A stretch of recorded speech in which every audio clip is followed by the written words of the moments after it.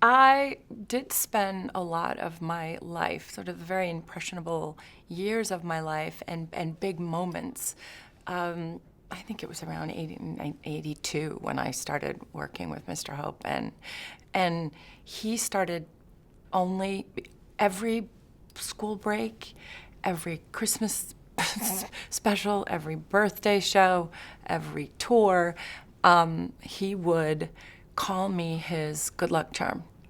And and it was such a sweet thing because I just looked up to him I would watch him as a little kid in the road pictures and just always loved him. And then to be able to have that kind of day in and day out, the pace of it, the rehearsal, that kind of tutelage from the man himself, I learned a lot just by watching.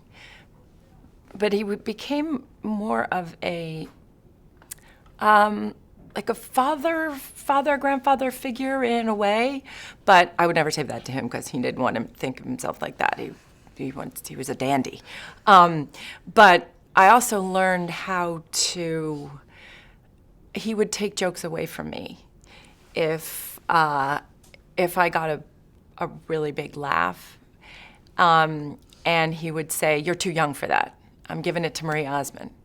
And I'd say, "But Bob, I made everybody laugh. Look, they're all laughing." And he said, "Too young, too young. It's below the belt for a kid." And I thought, okay, here's what I'm gonna do. So I just I tanked all the rehearsals. I just would say the lines and just say them and look like I was looking for my marks and kind of do sort of pretend that I wasn't really on my game or I hadn't found the funny yet. And then when we would do it live, I would just bring it and you could just see in his eyes. And, he'd say, "All right, okay, all right." I said, "Bob, I learned from the best."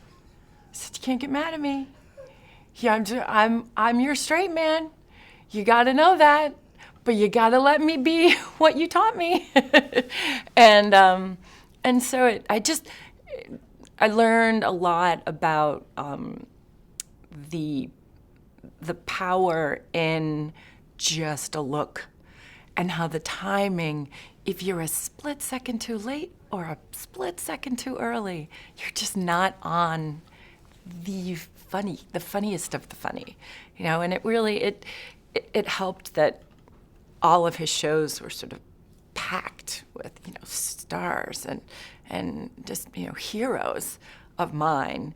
And I mean, in what other world would I have gotten to work with Lucille Ball, Mickey Rooney, all these, so many people, just by being on his shows. For those of us that didn't have the pleasure of meeting him, how would you describe him as a person? Not the Bob Hope persona that we all saw in the movies or on television, but when you would spend an odd moment with him, what kind of person was he? To me, Bob had a very childlike excitement about things that you wouldn't think somebody as seasoned and coming from vaudeville and really, and a ladies' man and you hear all of those stories and extremely respectful of me as a young girl, and of not exploiting any of that. But he also would get excited about things like ice cream or, he drank his cranberry juice every day, and that's what he said it kept him healthy, and he liked, I think it was mint chocolate chip ice cream, and he was like enamored with this new thing called a toaster oven where you could put bread with cheese and then put another piece of bread on top of it, and you cut off the edges because he didn't like edges on his bread, and you could put it in there and it just cooked it. And I was like, yeah, toaster oven. Why don't you? Yeah, because I'll make you lunch.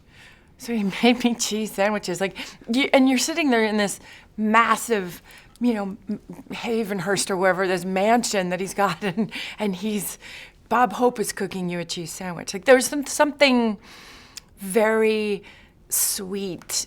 And it's such a contrast to the fierceness that he had when it came to the material and his laughs and his monologue and who got what joke and how to really balance it all. And then the flip side was this, man who was sort of very sweetly making jokes. We were in a Fat Albert transport plane.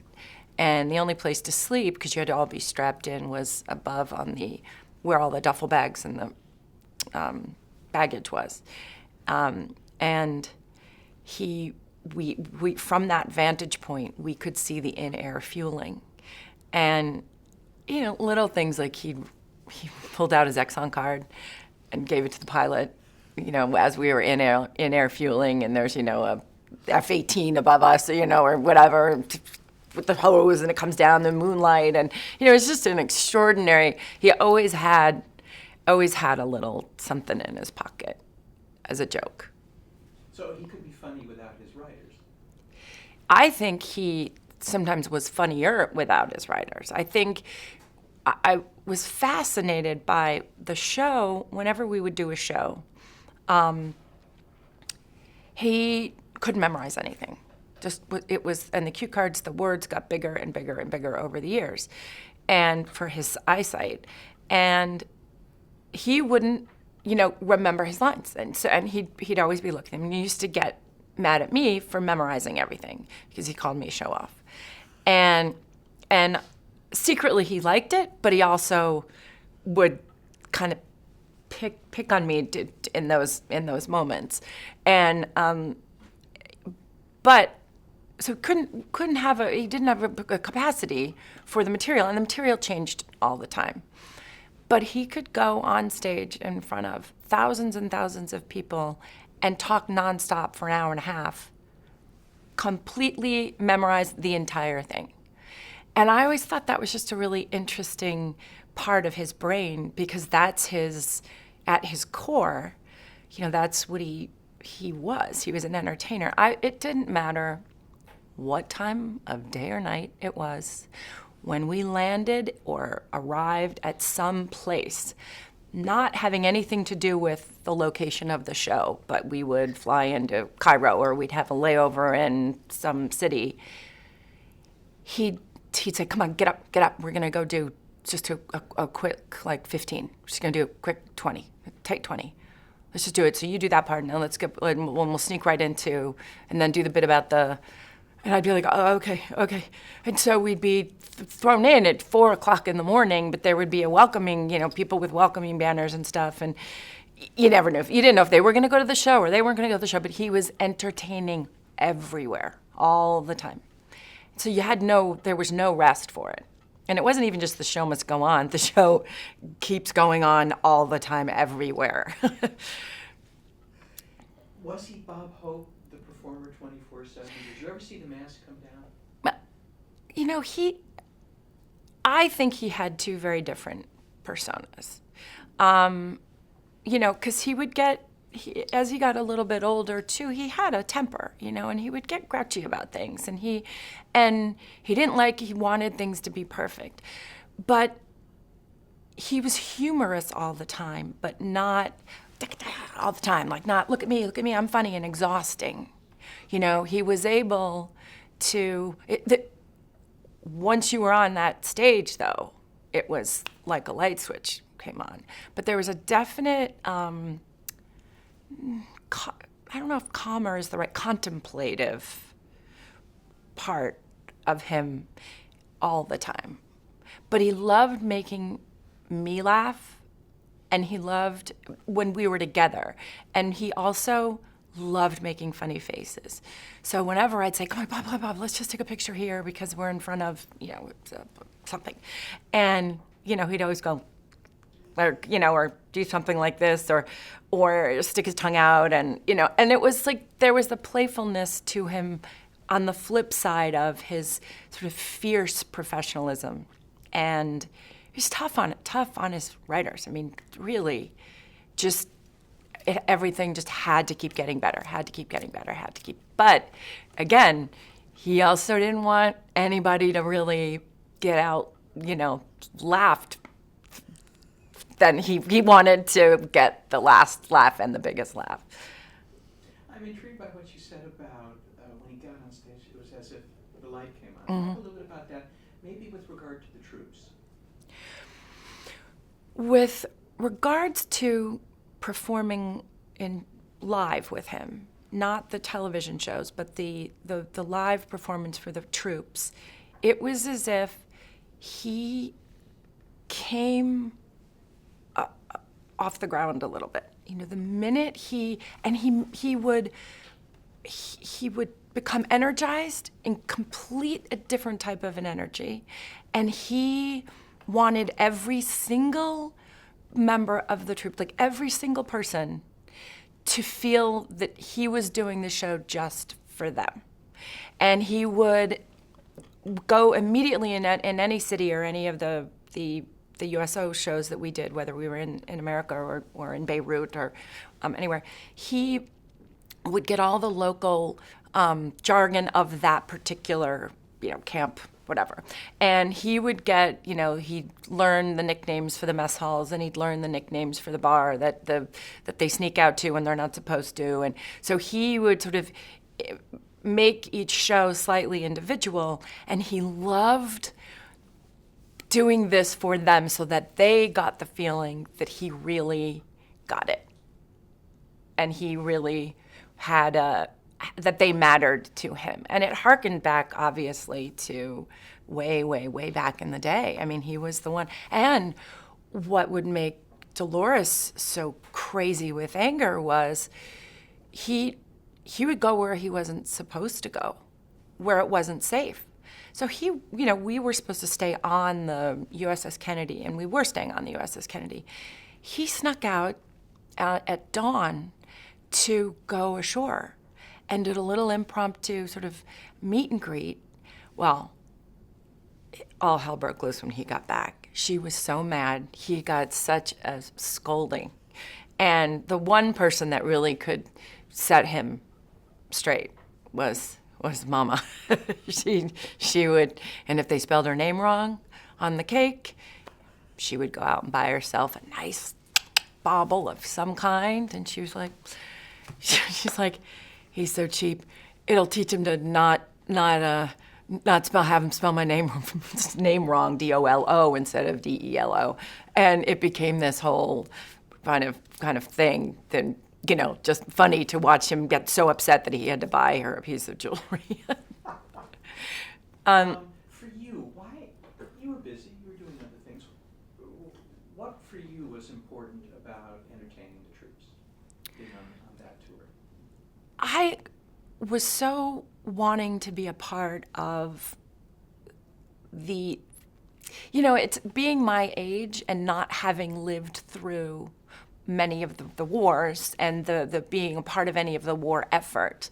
This was my first sort of feeling about being in a part of something and trying to give back to these young faces, and I think that even though I was quite young, I felt that I had never felt a sense of duty before.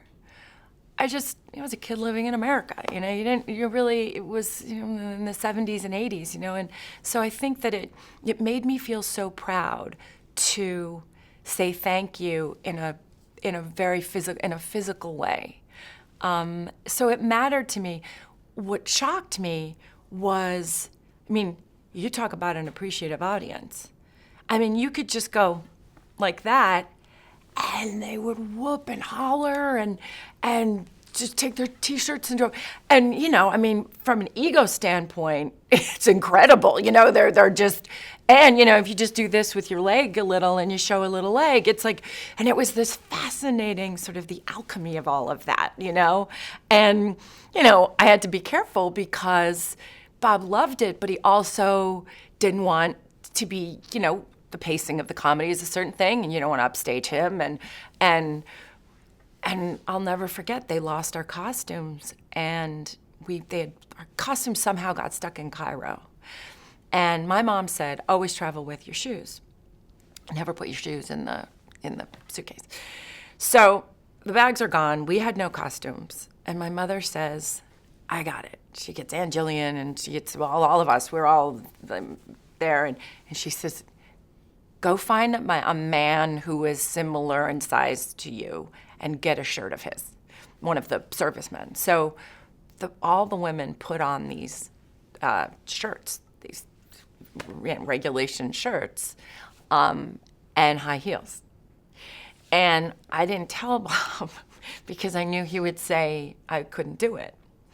So, and my mom said, I said, Mom, what do I do? Do I tell him? She goes, don't tell him. Don't tell him. She said, he's not going to let any of you do it, and I can guarantee you it's going to be a hit. And I was like, oh God, here I am, going against Papa, and we really had no other choice because otherwise we were in like sweats, and we didn't have any other thing to do. So we were waiting in the wings, and he takes one look at me, and he goes, you can't come out here like that. You can't come out here like that. And I said, I don't have a choice. We don't have any clothes. I said, Bob, it's happening. It's happening. And we all walked out. And the place went insane because it was like legs, just, all these legs, these women's legs. And it gave him time to do one of his looks, So he turned it and, he elongated the moment. The applause then got high more, then the whooping, then it kind of died down, then it came back again because he threw another look. Like he was the puppeteer, and it was really interesting. And I thought he was gonna just rip my mom's head off. But what he used to make my mom do is whenever he was rehearsing a live show of just him, his show, not the specials, he would make my mother sit in the front row during the rehearsals. And if she laughed, he kept a joke in. And if she didn't laugh, he would make a note of it and go, okay, so we got to work on that one. He wouldn't ask her for advice, but he wouldn't consult with her, but he would just do that. And one day I was in college, and it was exam time, and I was studying, and he had come to Princeton to get a Wig Clio Society Award, which is the theater group there. And he had to give a big speech, an acceptance speech. So I get called out of class. Okay, the proctor or somebody comes and says, you've requested at the NASA, and I was, why am I requested at the NASA? And I'm just like, it's exam time, I've got it. And I was wearing just a ridiculous outfit, just because like a lucky outfit, it was a dumb thing. And they said, Mr. Hope is in room whatever, and he wants to see you. So I go running, of course. I run across campus, and I get off the elevator, and I hear, and I'm thinking, no, that can't be Bob. Like, really? So I'm following the sound. Sure enough, he's got the door open in a rather big hotel. I mean, not big, but there were a lot of rooms on that floor. And he's putting on pancake makeup in the little teeny bathroom mirror. And he goes, oh, hey, kid. He goes, God, the lights in these bathrooms are so terrible. And he said, they let you wear that to school? I was like, Bob, you just called me out of class. I'm sorry I'm not dressed appropriately. These are my good luck pants, and I'm going through exam time. I said, what can I do? He said, sit down. I said, all right. He said, all right, tell me if it's funny. Ran through his entire acceptance speech and monologue for about it was like a 45 minute. And he said, okay, funny, not funny? What's funny about this one? What's the name of the whatever? And I was sitting there thinking, this is such a surreal moment for me because he's asking me to tell him he's okay. And I thought, you're a legend, you've changed the course of my life. I mean, he's the only person that ever thought to give me comedy. And, that talk about on-the-job training from the best. You just can't believe that you don't get that anywhere. And now here I was sitting there and nervous. I always would get nervous around him because I always wanted him to love me. I always wanted him to approve of me. I'd sneak him ice cream and I'd get, I'd find out things in advance and and I was like a little pet. And I loved that role. I loved the caretaking, completely codependent, loved it, was perfect for it, that kind of role. Many, many people have talked about how, and you sort of alluded to it just now, but talked about how meticulous he was in preparing his monologues and how much he cared about his monologues. What did you witness through the years about how much attention he paid to that? The attention that he paid to his monologue really, I think, stemmed from the older part of him being starting out and going on these stages and being afraid to bomb and looking at all these faces looking up and not wanting to fail and yet needing their approval so much that it was a type of fuel for him. He was a perfectionist, but he knew that he set the tone for the entire, because that monologue, that sort of very naked moment of, and that's something, where he would read the room and feel it. So it was like it was a live organism, his monologue. But he had to perfect it so that he then had the energy to really read the room, read the audience, so I think he knew that set the tone. It was going through the starting gate. It was the gun being shot, the whistle being blown, whatever that is, he then had to really guide that ship. And he knew what people wanted. And he mixed mannerisms with sweet jokes, off-color jokes, but not too off-color jokes. But then when he went real blue, it was really funny. But you would only go blue in certain, like there was a bluer version when the cameras weren't rolling, But to me, it felt like a live thing to him. That this monologue was very. Was a huge piece of all of it, because from that, then everything followed. That's great. Here's a guy who achieved top success in every form of mass entertainment, from vaudeville to Broadway to radio, television, all that. You've done a number of things. How hard is that to be the best in so many fields and to do that for so many years? How difficult is that? I can't speak for him because I can only say what it is for me. I think it's a combination of ambition, ego, insecurity,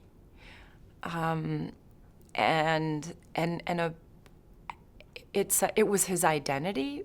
That was what I saw. I mean, he wasn't going to stop. He was never going to stop. And I'm a fellow Gemini. Our birthdays are very close.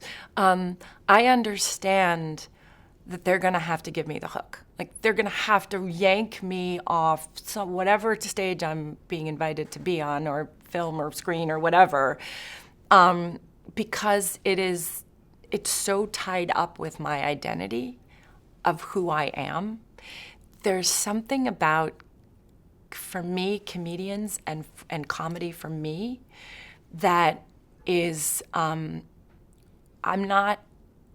can't live without it. And I saw that in him. So I think what that does is it gives you longevity. It doesn't necessarily give you success, but it definitely gives you stamina and longevity. I mean, for me, changing mediums as much as I do, it is born out of necessity, because they don't want you here now. So you got to go over there, and then soon they're tired of you, and they don't want you there either. So you go to a different size screen, and then all of a sudden it's like, oh well, so you better go back to theater. Like it's like, or oh God, okay, I'll write a book. So it's this sort of drive to, or inability to, not be able to stop. And I find that more with comedians than I do. And I think comedians have it's live or die. It's all, there is a result that you either get or you don't, but it's not arguable. You can argue in drama that, oh, I gave a, fabulous performance. You just didn't understand it, But if you're not funny, you're just not funny. And that's, I think it's different. I think it's really pressured. I think it's nerve-wracking. I think and to do stand-up, that is, I am not a stand-up comedian. I've tried it, and it's just way too fraught for me. So that's my fault. Sorry. I think this is my babysitter. I think I didn't turn it off. Sorry, I didn't turn it off. It's my kid, 13. So John? Yes. She never said what year she was performing with him. It doesn't matter, but thank you, Jeff, I appreciate that, Okay. thank you. Okay. Brooke, I read somewhere you had said something that being on the USS Kennedy was one of the most emotional Christmases you ever had. Can you talk about that? I had traditionally spent Christmas, with my mom, and then a day after I go to my dad's, but it, to a certain extent, growing up, it's about getting stuff. Like, yeah, you go to mass, or you're excited about giving your mom presents, but you really want the loot. Like, you want that stuff. And I had not really ever felt the beauty of being unselfish until I went to the USS. We were staying on the USS Kennedy, and what the lengths that they went to make us feel comfortable. They made, they made Christmas stockings out of, exercise sweat tube socks, and all of our names were written on them. And there was this very homemade, sort of crafty feel, and the cookies that people would send to them, they put little cookies in all of our bunks, and they were trying to give to us. And here, it's like, here were these young faces that were possibly going to die for us and for our country. And I'd never been that close to that before, and I had never felt the real pure joy of really not caring about yourself and getting stuff.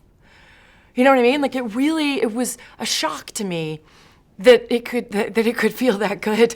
I was a kid, but you're a kid. You want stuff, and it was like to look at their smiles, or for them to just say, thank you, and tears in their eyes, and not being home, and them not being much older than I was. That was just an experience I didn't anticipate to feel that powerful. I thought it would feel big, and I thought it would feel historical to me. Because you're flying around in fighter jets and Fat Albert planes, and you're landing on, it's like being in an action movie for real. And you've got flight suits, and you got to dress up, and I got to wear the XO's flight suit, and they were flattering on you, but the way your heart just, we cried every day. I cried every day we would land in a new spot, and we did 2 shows a day sometimes, and and I would get like, oh my God. And he'd look and he'd say, that's why we do it. That's it. That's why. And I'd be like, yes, yeah, yeah. Okay, yeah, I know, that's right, it's right. And it didn't make me, it had nothing to do with politics. Like, I think that was what was fascinating to me too, was it was just purely about these human beings and how they appreciated just our time and telling stupid jokes. They go walks in the bar, and I mean they're like, they weren't meta jokes. They weren't, they were just dopey. They were just entertainment and funny, and so that it was indelible, that sort of feeling to me. Yeah, that's great. You spoke before about Dolores and jewelry. I'm not much interested in the jewelry, but what did you witness about the dynamics between the two of them? She was the boss. I mean, Mrs. Hope played it right. She was so loving, so strong, but really took care of him. I mean, she had there was a very nurturing part, I think, to her about him. She was the boss, and he would call her the old lady or the boss or, whatever. And but she was tough. Like, she was going to sing on every show because she was a singer. And he fell in love with the voice when he saw her, he fell in love with her. And it's, on the one hand, what I saw as a little kid were what you wish your grandparents were. And I didn't have any grandparents. I mean, one time I did, but I don't know though. And that was, but she was tough, and she'd say, come on, no, don't do that. Or she'd, come on, get out. Okay, you look good now. And he would turn into this like little boy right with her. And then he'd say, I'm gonna get in trouble. So it was sort of cute, but she was very strong, but I think she knew how to stake her claim and let him also have a long lead, because he wanted it. He wanted all the girls to like him, and he wanted to flirt with everybody, and he wanted to, and that was who he was as a guy. And he had, he was virile, like that's what he was, and he loved that kind of stuff. I appreciated that it was sort of all bets were off with me, and I was a kid to him. And so I appreciated that. But I watched, she always had her eye on him. She always knew exactly what was going on. If something she didn't like a person, they were not going to be on the show. If, she didn't like something, he would hear about it, but never in front of me. I never saw it. Interesting. But you could tell that they'd roll out that cake and I'd go, oh, and she made,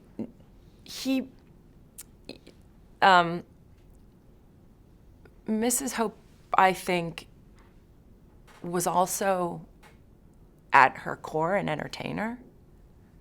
And I think it must have been hard for her, because his rise was so big and he so famous and so big and for so long. And, she kind of was in an era where it's just the wife, or, and then really, we didn't know does she sing, and yet that's what she started off as. And so he would put her in every show, and I thought, God, I've never really seen nepotism work the really right way. And I thought, good for you. Get on that stage, and why not? He's your husband. Make him give you a number. And that's all she would do. She would do a beautiful song at the end. She'd come out just absolutely glorious, and it was not going to not happen. Like parents do with their kids. Did he regale you with stories of the old days? And do you remember any stories that he seemed quite proud of, or? He wasn't a big, we didn't have the time. We were so busy rehearsing, and you would either was all you were doing was working on material, and you'd come in the next day and the material would be all different. So you'd have to work on. So you had to keep your wits about you, and we didn't have a lot of downtime. But when we did, he was more interested in asking about me than, every now and then if he was with Sammy Davis Jr. or something, I'd just sit in all their rehearsals and I'd just listen, But they weren't, let me tell you, kid, the one about the, it wasn't like that, George Burns was like that, but this isn't about him. But he was much more of that type of a person. But Bob Wood, we just didn't have a lot of time. We were working all the time. That's okay. You talked a bit about why he stayed at it too long. Do you feel... I didn't say too long. Well, that's I my said question. very long. A number of people have said they thought he stayed around too long. Do you have an opinion on that? Listen, who's to say? What are the rules? It's show business, Come on. Like, let the guy do what he wants, He's done enough for people. I think he's okay. I mean, I think, I think you've got to know if you're embarrassing yourself, but, I can't say that there was a time he should have or shouldn't have. I mean, I'll probably be that person too. They'll be like, get off, you're done. I'd be like, no. But I was fabulous. I've got all my stuff on a loop in my house. It's if it's in your blood, what was he? He played golf.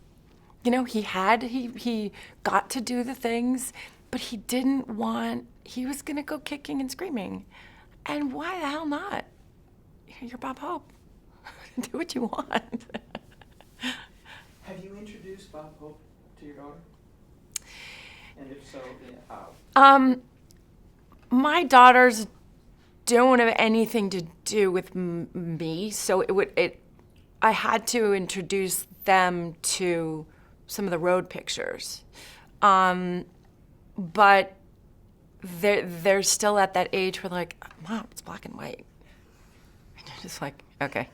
And then I try to throw in some of my credits too, like your mom was funny, and just, they have no, I got a USO Woman of the Year award, and I tried to prove to them that this was a thing.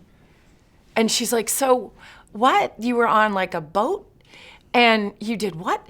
And so I showed her a picture. She's like, Mom, your hair looks so weird. Like it's just not, it doesn't, no. I mean, if Selena Gomez, asked me to do something, well then, then it's another. That's a big deal. Yeah, that's a big deal. So I think they will, my daughters have very different, but very good senses of humor. Very, very good. And my older one in particular, she will come to really appreciate that, his type of humor later. Well, so let's stay with you then. When you put a Bob Hope movie in, if you catch one on TV or if you put in a DVD or whatever, what goes through your mind when you see that? He's gone now, but what goes through your mind? Those beady little eyes. Those little round, beady little eyes that he had this perfect way of breaking the fourth wall but not compromising the humor or the story. And that was a very progressive way to do it. Now it's also in your face. It's the kind of look to the camera, and it's pointing to, can you imagine that just happened? And it's all this commentary, self-awareness and commenting on yourself. But he made it was a discipline, I think, for him. So when I see him, I just think about the wigs I got to wear and the costumes I got to wear and it was the most fun. It was sketch comedy in its prime, and it was it was I miss the theatrics of it. So when I see him and I see his expressions, they're the same expressions that he's had since he was like a boy. You look back and you see the same thoughts. They're always going through his head. And those eyes, just beady little eyes, they were so funny. He could do more with a look or a glance than most of us could do with a monologue. And it's in that, it's in the spaces that he was just, you're like, wow, that's what it is. That's how you do it. Do you remember the last time you spoke with him? Okay, good. Give us 1 sec, sorry. I don't remember the last time. Oh, okay. It was a while. It was. No, that's all right. Yeah, no. I was surprised I was asked to speak at the memorial. So let's talk about that. Move on? Yeah. Why was it important for you to be there that day? It was important for me to be there just as a person who loved him and who admired him and owed a lot to him. I respected him. I looked up to him. I was, afraid of him. I was so needy. Like me? Do you like me? Do you like me? Do you like me? I was like a golden retriever puppy. Am I funny? Am I funny? So it was just the personal piece of it. I'd had my baby and I brought my daughter with me, and it sort of felt like my dad didn't meet my daughter, and Bob didn't meet my daughter, and so these sort of male figures in my life, I hadn't, I wanted to show off to them in some way. So being there was just was personal for me and for his family, just because I wanted to. Did not have any inkling that I was going to be asked to speak. I mean, I wanted to I hoped I would be invited and be a part of it. I had no idea that they were gonna want me to speak. Mm-hmm. But it was important for me because he changed the trajectory of my life. He nurtured humor, and I wasn't thought of that way. I was thought of as a face or a model or a Blue Lagoon or something that had this kind of very different tone to it. And he saw comedy in me, and he asked for it, and he kept asking for it. And that was a stamp of approval that I don't know if I've ever really felt, So being there was my way of saying thank you and respecting his whole enterprise. That's great. We've talked to some young people in the course of starting this, and many of them don't know Bob Hope at all. Sometimes they know the name, most often they don't. How does it make you feel to know there's a whole generation out there that doesn't know Bob Hope? First part of the question. Second part of the question is, what would you tell them? What's important for them to know? I would say it's not fair.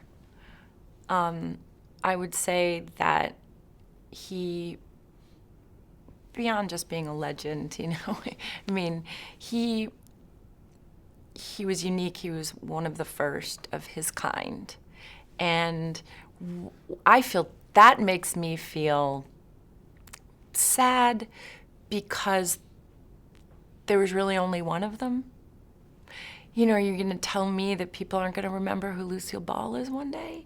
Are there going to be generations that don't, know George Burns or know anybody, and any of these people that really were the pioneers of, I think, they were the first of their kind, and I think that they were the forefathers of comedy, and so it saddens me, to do that. But I guess that's just the way it goes, and you hope that you leave a legacy which he clearly did, and you have that legacy, and you have enough people that keep talking about it. I would tell young people that he was the quintessential professional, and that we should all be as avaricious as he was in wanting to get it right. Because kids are lazy, I think, today, and I think there's a sense of entitlement. And I don't think he ever felt entitled. And that's a big problem that I have with like millennials and with certain ages. And no one, you couldn't slack off. You couldn't, some actors would come on and they would mess up. And they thought it was funny on camera to do that, and I don't think that's funny at all. I don't think you need that attention. I don't think you're right. I think that's a cheesy, unprofessional thing to do. But people would do it, and I would watch him get angry. Like he would, because he wouldn't do that. He was prepared. And you should be prepared when you go to work, and you shouldn't be late. They're not going to wait. Why would they? They shouldn't wait for you. He never makes you wait. He's always on time. He's always got it together. So I think that sense of old school, professionalism, I learned a lot from him. But I think that's what I would tell kids, that he was funny, and the physical comedy was great, and he was, there was just humor, but it was hard work all the time. And I think that's what he has to be. That's great, thank you. Richard, anything? I'm good. Me too. I have the smallest thing to Yeah, sure. connect to something that you already gave, which was a great answer. Yeah. We make a big deal about how Bob Hope opened the gateway for performers doing service and giving back and so on and so forth. And when John asked you, what made you want to do it, you said it was your turn to do service to your country, and you weren't around for the other wars and so on. I'm assuming, I don't want to put words in your mouth, but that Bob Hope was the role model for that. Is there a way to say that we can connect to what we already have? I guess it depends on how you felt about that. But Well, I do think synonymous with Bob Hope when I was growing up was USO and entertaining the troops. Those pictures of Marilyn Monroe and in a sea of servicemen, and so I think the association was very strong for my generation. And I think he was the model for that. He was really the first one that he hooked into the USO shows. He put it, they had, singers and then their USO tour singers and things like that, but no one had ever had like a headliner, and he was the first one to do that. So he then, I think, opened up that channel and allowed entertainers and people to have a forum, and a platform on which to stand to say, we thank you. Here's a few brief moments of a respite where you can laugh. And I think that was infectious. yeah, that's great. Is that it? No, that's fine. No, I think it's great. Yeah. Last question is, was there something I should have been smart enough to ask you but didn't? Something you want to say about Bob that we haven't covered yet? No, I think I've pretty much said it all. I think, I feel really, I just feel lucky that he chose me, and there were a lot of people to pick from, and he kept bringing me back, and our chemistry was something that is really hard to find, and we liked each other, and I think that was it was really important. It was important for me to have somebody else other than my mother, who I really, really needed approval from, and who thought I was funny.